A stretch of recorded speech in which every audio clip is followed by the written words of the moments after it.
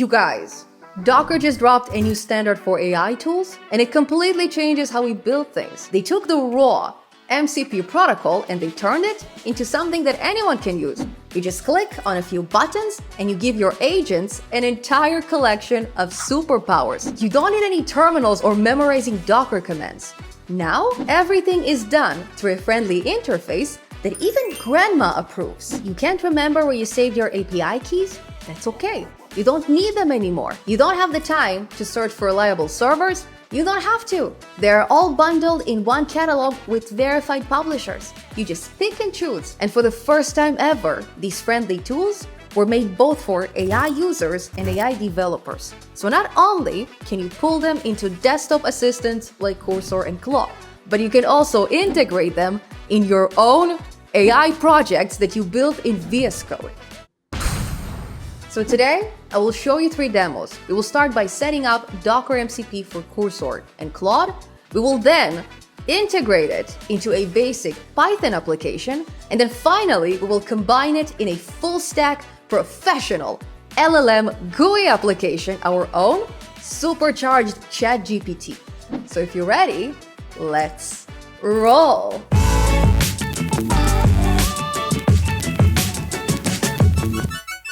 So let's quickly see how it works before we dive into details. Let's say you're using something like Claude and you want your AI agent to be a bit more powerful. Instead of just chatting with it, you also want it to access your Stripe account and read from it. Check your invoices, create new ones, generate reports, and so on. But why would you do that if Claude can? So first, we will make sure we have the latest version of Docker Desktop installed. 4.54 on my end.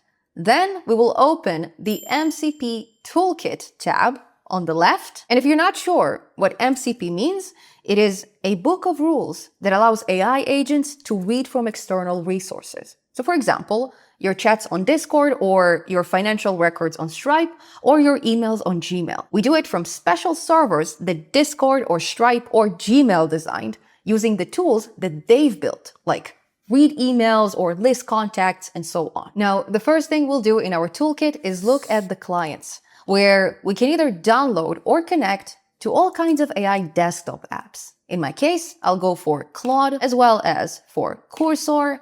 And then last but not least, I will go for Visual Studio Code. Let's connect to it. And while Cursor and VS Code are free, you will need a pro account for Claude, at least for its MCP features. I've purchased it especially for this video so that you don't have to. Now, once our connection is successful, we'll go ahead and relaunch one of these apps. In my case, I'll go for Cursor.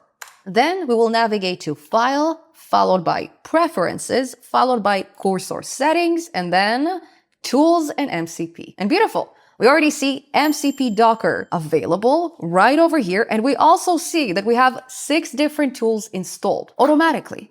Now, these are special, smart MCP tools that Docker provides. They don't come from Stripe or Gmail, but they are automatically embedded inside the toolkit. So what does it mean? Well, if we close this Settings tab and we start a new chat with Ctrl-I, we can then ask our agent to find the official Stripe MCP server. And then Cursor will use one of the Docker MCP tools, this time MCP find, to proceed with our task. So let's quickly give it permissions. And beautiful, we see that it found 2 different servers. One of them is local and the other one is remote. So let's quickly ask it to go for the remote server. And now it will need another smart tool, this time MCP add. And while we give it permissions, let's quickly talk about the difference between local servers and remote ones. Now, back in Docker Desktop, we see that both servers are official, given this known publisher icon. The local server is something you download and then it runs on your system, while the remote server runs somewhere far away on Stripe's cloud, given this cloud icon, meaning you're not downloading it. And unlike the local server, this one is fully maintained by Stripe. They're constantly enhancing it and patching it, so it is always up to date. You connect to it once and then you forget about it. In contrast, the local server is not automatically updated. If there is a new version, it is up to you to upgrade it by downloading it again and again and again. Another benefit of remote servers is advanced security, protecting you from prompt injections and all kinds of malicious input. And then finally, remote servers don't need secrets or API keys, while the local servers do. If it sounds a bit wild, let's see how it works right away. So back in Cursor, we will allow it to open the browser authentication and we'll hit submit. Then we will simply log in to our account like we usually do. I will log into my fake account, which is a very appropriate name, and I will hit authorize. Then don't forget to hit on open Docker desktop because this is very important. Now, if you're having some issues with the Cursor authentication, then you can also authenticate through Docker desktop. Just expand the server and then go to the configurations tab, clicking on this authorize with the Stripe Auth Provider link. And then you can hit authorize right over here and it will take you to the exact same browser page where you can authenticate it from here. But if everything fails, okay, and the remote server goes buggy for some reason, then you can always connect to the local one. So let's find this one. Ooh. Again, this time not the cloud one, but the local one. And then inside the configurations tab, we will provide a secret key. And here you paste your secret key. Where do you find it? Well, back in your Stripe dashboard, just type API and follow this developer's API keys link. Here, we will scroll down and we will create a secret key. We will do so for building your own integration. We will give this key some kind of a name. Let's call it Cursor. Ooh. Okay, let's create it. Then we will copy it and we will paste it inside our secret key section. And we'll hit on this check mark. Beautiful. Now we can't access this key. We cannot see it. It is absolutely blocked. It is hidden even from us, and we created this thing. So this is quite secure. And it's just a nice alternative in case the remote server goes down or something goes wrong. Now, a quick troubleshooting note before we move on. If you properly set up your servers, but you still cannot see them in your My Servers tab, let's go back to the catalog and let's add them manually. We will do so by typing Stripe and we will click on this plus icon to add these servers. We'll do it for both of them. And it happens because the MCP Toolkit is still in beta. So they're still working on it. Now, once we fix the issues with my servers, we can then go back to Cursor where we have 31 tools and not just 6. Most of them are Stripe tools. Great, so now we can close these settings, we can start a new chat, and we can then ask Cursors, do I have any unpaid invoices on Stripe? And okay, it found an invoice. I have one unpaid invoice for the amount of $1,000 from a customer that ends with B4Y. Now, this is not the customer name. This is just a unique ID that we are using for confidentiality. If we are now navigating to my Stripe account, specifically to my open invoices, we see that I have one open for the amount of $1,000. Amazing. So Cursor does have access to my account. But here's something even cooler. If now we are opening Claude, then we don't need to set up anything. We can immediately ask it to list all my customers and products on Stripe. And beautiful, it found 2 customers and one of them ends with B4Y, which is a perfect match to our Cursor results. Amazing. So now what we're gonna do is we're gonna ask Claude to create a new invoice for customer 1, the other guy, that's right over here, for the product of AI consulting. Okay, let's give it a run. And perfect, the invoice was officially created and we can view it right over here. Okay, there you go. We have $500 that Eugene Krabs owes me. If we refresh our open invoices, we now have 2 of them. Amazing. But now the final part of our demonstration, we'll go back to Cursor and we'll ask it, were there any updates since the last time we checked? Let's see what it says. Let's expand it. Let's scroll up. And okay, we have a new unpaid invoice for the amount of $500 for a customer that ends with 3ID. Amazing. So we have both of our agents interacting with my Stripe account in real time. Wow! Now, what happens under the hood is we are setting Docker as a gatekeeper between MCP servers and AI applications. It acts as sort of a middleman. So in terms of cursor, it doesn't really know that 3 servers from 3 different providers are involved. That's because the only thing it communicates with is Docker. It doesn't count 3 tools for Gmail and 22 tools for Stripe and 20 tools for Discord. Instead, it counts 45 tools for Docker plus the 6 smart tools that we got automatically. Okay, but what if we don't care about using MCP servers? What if we want to plug them into our own applications? For example, let's say you're building a custom AI app like ChatGPT, and you want your users to enjoy Docker's MCP catalog. For this, we will switch to good old VS Code, and we will leverage Docker's MCP gateway, which is basically our catalog, but packaged in a container. So let's quickly clone some starter files from my GitHub repository. There you go, Docker MCP GUI app. You can find the link in the description. We will click on code and we will copy the HTTPS address. Then in our VS Code terminal, we will clone it with git clone followed by the address. And we see that our project folder has 2 applications. So let's start with the MCP demo app, which is the bare minimum we need to run MCPs with Docker. So let's go ahead and open our Docker Compose file where we set different components of our app. So if you are completely new to this, check out one of my previous Docker tutorials. Otherwise, I will briefly explain it here, and let me make things a bit smaller. Now, in Docker Compose, we will need 3 different services or 3 independent components of the app. The first one is the interface that users can access. This is how users communicate with the app, in our case, just through the console. It's a simple demo, so this is all we need. Next, we have a gateway for local servers, and it looks like that. And then finally, we have a gateway for remote servers, and it looks similar to the local one, but there's a few quirks here that we will discuss shortly. Now, when we access our local servers, in my case, DuckDuckGo and Stripe, we only specify their names. And we also mention that their secrets are configured inside Docker Desktop, like we've done earlier with Stripe. We stored the secret key. Actually, let me pull it out. We went to Docker Desktop, the local server, and in the configuration tab, we have this super secret key. Great. Now, the way we talk to these servers is through a port on our system. In my case, port 9011. This is where our local servers live. The remote ones, on the other hand,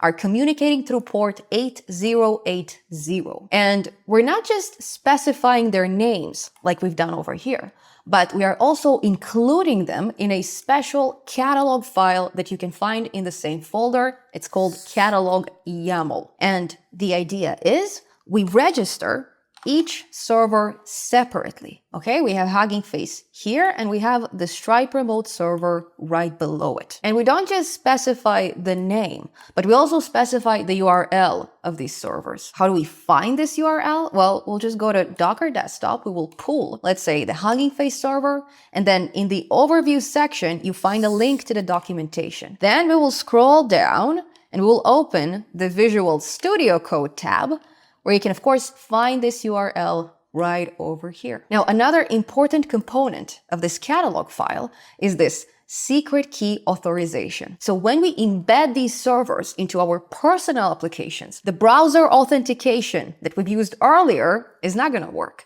at least not at this point in time. So if we want to access our remote Stripe account, we will need to copy our secret key from earlier.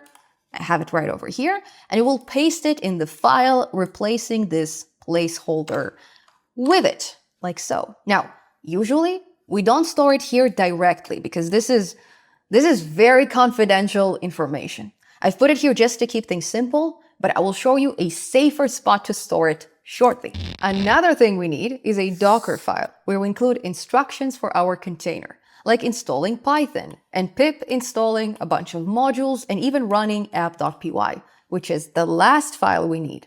So let's quickly open it. And as you may guess, this is where our Python application lives. Now, in my case, I created a special function to call different tools from different servers. You can use it for any kind of tool from either remote or local servers, and you can call it with arguments or without arguments. It's a very versatile function, and please feel free to adopt it. But before you call it, make sure that you set up a proper URL for your remote and local gateways. So the port number as well as the service name must be a perfect match to what we have in Docker Compose. For example, if we set our gateway local service to the port of 9011, that's exactly what we write inside app.py. You also need to know the name of the tool that you'd like to use. So let's scroll down to this section, and each and every tool call is separated by a whole bunch of hashtags. So for example, here we are calling the list customer tools from Stripe, and this tool doesn't expect any arguments. But on the other hand, the search tool from DuckDuckGo expects some kind of a search keyword. In our case, cats. Now I will show you where to find all these tool names and all their details shortly. But for now, let's quickly run this app. Mind you, because of how Docker structured things, we don't even mention Stripe or DuckDuckGo by name, okay? We skip the server names altogether and we only use the tool names because, again, as far as VS Code is concerned, the only server that exists is MCP Docker. There's no such thing as Stripe or DuckDuckGo because only Docker knows that they exist. Great, so now let's pull up some kind of a terminal. Let's create a new one. No, not a PowerShell one, okay? A WSL one. And let's make sure we are in the correct directory. So we will navigate to cd MCP demo app. And from here, we can run our demo application with Docker compose up -- build. And perfect, let's have a look at the results. Just gonna increase everything. Great, so the list customers tool from Stripe, both the local and the remote, returned the exact same result. Here's our Bruce Wayne ID, and here's our, Eugene Crabbe ID. Amazing! So Stripe officially works. But how about DuckDuckGo? And okay, it found 10 search results for cats. Great, and how about Hugging Face? Let's scroll up. Beautiful, it found 2 papers that match the query dolphins. Amazing! So now that we roughly know how these MCP tools work, let's go ahead and combine them in a proper AI chat application. For this, we will switch to the complete app right beside our MCP demo. And this is a public template that I designed especially for you guys. It is a solid foundation for professional AI assistants, so please don't be shy to use it. And what I did here is combining the new MCP functionality with my full stack LLM application from previous tutorials. I already showed you how to build it. Okay, you may remember it. I showed it in this video, and we did it step by step, absolutely from scratch. We used Docker Model Runner for this one. And now we are just embedding Docker MCP in it. And of course, including links both to this tutorial and to this GitHub repository, but everything you need is already on your computer, and we just need to slightly set it up. Now, the first thing we'll do here is we will rename our example.env file. Ooh, that is too zoomed in. Okay, we will rename this file to simply .env. Then we will copy our Stripe secret key from earlier, and we will then paste it inside this .env file, replacing our placeholder right over here. Beautiful. So now, instead of hard coding our secret key inside catalog YAML, like we've done earlier, we are simply assigning it to an environment variable named Stripe secrets, and then we are specifying it in the catalog. This is way more secure because the .env file is a hidden file. Also, if you haven't watched my full stack tutorial, you will need to open your Docker desktop and navigate to your Models tab, followed by the Docker Hub tab. And here you will search for Gemma 3. Okay, there you go. We found it here and we can pull it into our computer. And beautiful, Gemma 3 is officially installed, and this is a super small and friendly enough model to run on your CPU. That's why I'm using it. Now, you can install any other model. Just please make sure you update the model name inside your .env file, okay? So if you're downloading something else, you can say AI/Quen 2.5 or whatever it is you're using. Now, once our application is up and running, we will navigate to our browser, specifically to localhost in the port of 8501. And beautiful, this is where our GUI application lives, and we can interact with our model through it. Now, in addition to chatting with the model, let's ask it, hi, how are you? And then we'll get responses as usual. We can also invoke some MCP tools, and I actually prepared some templates for these tools. We can search for something on the web through DuckDuckGo, or we can search for something on Hugging Face. If you're curious to see how it works, just find inside app.py, look for the get search topic function. This function is listening to instances of search inside your prompt, and it checks if it ends with on Hugging Face or on the web or on the internet and so on. It will then extract the search topic from the prompt, and then it will automatically call the appropriate MCP tool. Okay, so how does it work? Let's say search Maria Shah on the web and tell me who she is. Okay, let's have a look at the results. Now, to remind you, Gemma is way too small to know who I am. So unless it actually got access to web search, it will have no idea. Okay, it will start hallucinating or something. So let's scroll up and let's see. Maria Shah is a software developer and a content creator focused on making programming and AI accessible. Wow. Okay, primarily known for her YouTube channel, Python Simplified. So it even found this channel. And it also found my LinkedIn, my Instagram, my GitHub, my website. Holy moly! Now, another cool thing is that in addition to this response from the model, we are also displaying the full search results from DuckDuckGo. Now, if you're curious about other tools that we haven't tried yet, just go back to your Docker desktop and expand any kind of server. Let's go for Playwright. And inside the tools section, you will find all the tool names as well as their description, at least a brief description. But if you're looking for more information, you can always navigate to their GitHub, and at the very bottom of this README, you will find a detailed list of tools. So if we expand one of these categories, you'll find way more properties and features and so on. The fun part is that you can actually build your own MCP servers and your own MCP tools. So this is just the tip of the iceberg. Congratulations! Now you know exactly how to use Docker's MCP Toolkit. And as I mentioned earlier, please feel free to use my code as a template for your projects. It will save you so much time and allow you to focus on the important stuff that I haven't figured out yet. And also, it will make me very happy. So if you enjoy my videos and you want to support my channel, the best way to do so is by adopting my code and enhancing it and making it better and better and better. And thank you so much for watching. If you found this video helpful, please share it with the world. And don't forget to leave it a huge thumbs up and all kinds of comments. Now, if you'd like to see more videos of this kind, you can always subscribe to my channel and turn on the notification bell. I'll see you soon in an awesome tutorial. So in the meanwhile, bye-bye.